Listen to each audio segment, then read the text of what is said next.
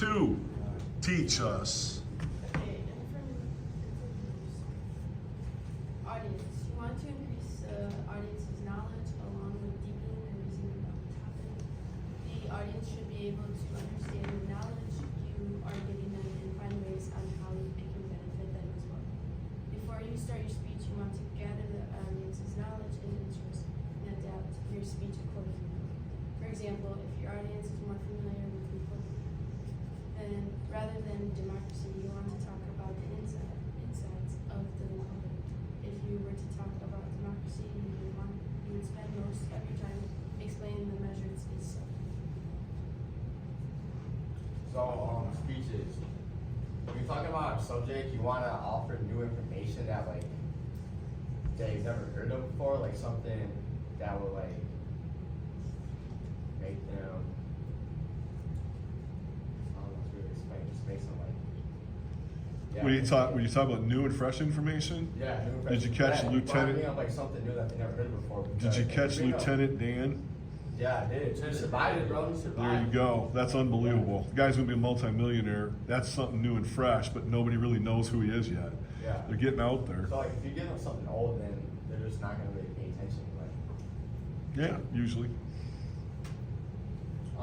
When you're talking to the audience recalls on less than half of the information they heard, so you want to pretty much talk about the main points in your argument that you have, or else you're just gonna forget about everything. How do you do that? You can start. Well, it's on the next slide actually. Okay. Yeah. So understanding, the audience can't put the speaker on pause.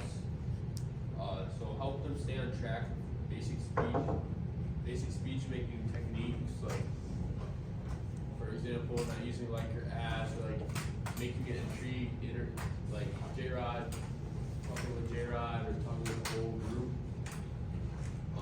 Well-organized introduction that shows the thesis, main points, and conclusion and summarizes them. This will help the audience remember the information. Use smooth transitions like first or next or finally. My next point is use repetition to reinforce the information. Keep on talking about the topic, don't get off topic. Be like, oh yeah, my aunt or my Uncle Leroy did this the other day. Make sure you're Do you on have an topic. Uncle Leroy? No. No, I don't have an Uncle Leroy. We appreciate you lying to us then, don't worry. Use the organized pattern to help the audience organize ideas. Like the slides, they're all neat, organized, and nicely put on there. But you know the saddest thing? I totally get that format. And if you guys went through that chapter, it's so structured like a brick wall Yeah, it's like, as you come down. So what I'll do, I was just working on this last night. See you got understanding in the corner up there? Okay, I wouldn't have anything else on there except maybe a picture. Then the next slide, I may have the next word down in the right corner, off to the left. I never put anything in uniform. It keeps them on their toes, having to pay attention, like what's going on here with this, as opposed to, okay, now I'm waiting for the transition. Here's the next point. Following me? I'm not saying that's wrong. It's not for me. Just like when you guys design your speeches, you've got to pageify it, Bentleyify it, Tigerify it, make it your own. Communicating your information. We usually communicate information by defining, describing, demonstrating, and/or explaining it. When preparing for your speech, it will be helpful to consider how much emphasis you will place on defining, describing, demonstrating, or explaining the topic. So when you're talking about a topic, you want the audience to imagine what you're talking about. You use creative words to help listeners visualize your presentation. So pretty much imagery. You want to help them visualize what's going on. the juicy burger, I was eating a juicy burger, a hot dog. Why you gotta do that right now? Lunch is in an hour. Why you gotta do that? I missed breakfast. That's just rude. It was just an example. Jeez. And some important speeches, the purpose is to help explain how something works. It can include how to videos or maybe verbally demonstrate by giving the steps involved. So we kind of just did that with Xander showing us how to What do you call fishing knot. We had Liliana teaching about us about red 40 and Close enough. To define something is to identify its essential quantities and meanings. When a topic is new to an audience, you want to make sure you are addressing the complex concept, and that way your audience is paying attention because they don't understand the topic. So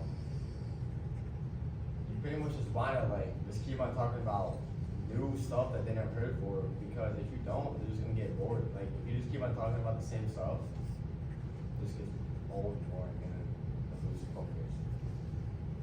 Many speeches depend on explanation and also that it does difficult confusing theories and processing or challenge conventional thinking. So there are some different types of learning styles. Your audience will tend to most likely follow your points of view and force them with like other media, like photos or videos. You have to be able to learn your audience's learning style. Audience analysis can give you a sense of the type of learners in the audience. Like if Xander's more of a hands-on learner, Mike's more of a listener. He works better with people like explain to him. Then you're gonna have to do both at the same time. So show Xander while hands-on, while also teaching Mike while talking with him. That's it. If you're going into a speech blind, how would you figure out what type of audience you're dealing with?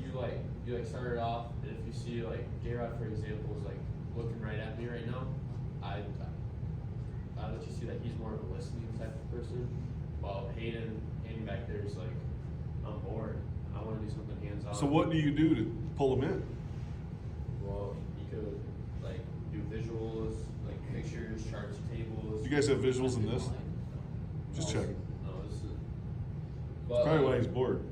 Yeah. This is like you can also use like more like colorful and concrete language, like mix up like different style fonts, or you could like read and write, slash like give out handouts and be like, this is what you'll be learning about today.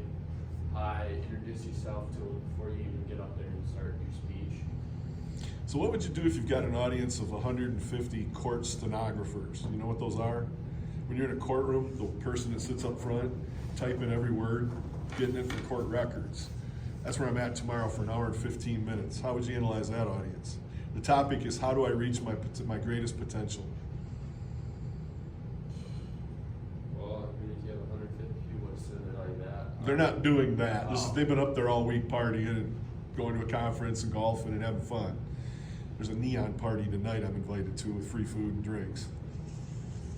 Well, I mean, kind of like the neon, you could add that in, like neon stuff, talk about. How do I reach my greatest potential? Wear neon. Well, like greatest potential, you can talk about how like what it took for them to get to where they are. How do I know that? I don't know any of these people. You can talk to them before, you can introduce yourself, ask them where they're. Well, if they're at the party, they're probably drinking. I'm not gonna get the real thing. What were we gonna say, Paige? If they're more of like, wait, are those the people that type when you're listening? So if they're more listening people, You gotta believe they are. That's a great catch. That's exactly what I was aiming for. then there'll be more listeners. They're and- probably phenomenal listeners. And so you can just talk about like the topic that you're talking about and know that they'll pay attention Okay. to you. But Well, you they brought also me in have for a to- reason, so they picked me out of the you other also four. have to be like audibly good and not so quiet or so loud because All I do, and in seriousness, you guys, when they ask me to speak, I go in, I be me. I talk about me, my failures, and how I recovered, how actions speak louder than words. The bottom thesis for you guys, like you talked about, is don't ever fall for excuses, ever. They kill life. But audience analysis is huge. It's just hard to do it on the fly.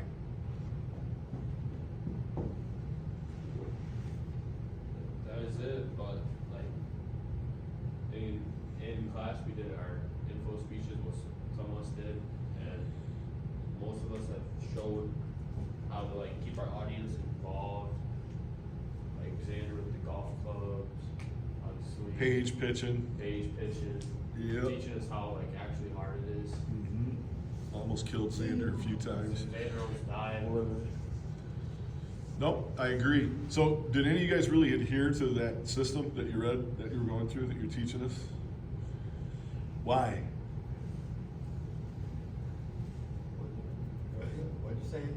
Did you guys, what you said, you got all this audience analysis, you got all these steps, thesis, preview points, transitions. Did you guys follow that on your speeches? Don't act like I'm looking to get you in trouble. No. Why? Why? Because I mean, in the thing was kind of like spread to bread, kind of like you said, and said you have to do this, but with our speeches, you kind of give us more freedom. So. Yeah, which I like. I like the freedom part. Because what was in the book, it was kind of like boring. I was like reading it. Sure. Anything else? Too bad. Too bad. Too bad.